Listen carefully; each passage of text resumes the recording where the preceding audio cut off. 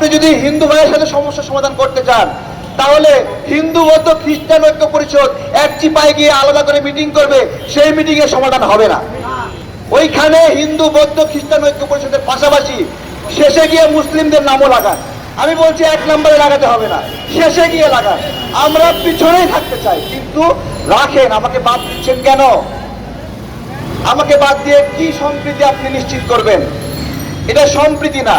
তাবলিগ আমাদের কথা বলতো যে মাসোয়ারের আগে মাসোয়ারা আর মাসোয়ারের পরে মাসোয়ারা, দুটোই ষড়যন্ত্র। তা আপনি যে আমাকে বাদ দিয়ে আগে একটা মিটিং করেন, পরে একটা মিটিং করেন, তার মানে কি? এই দুটাই আমার বিরুদ্ধে, দেশের জন্য ষড়যন্ত্র।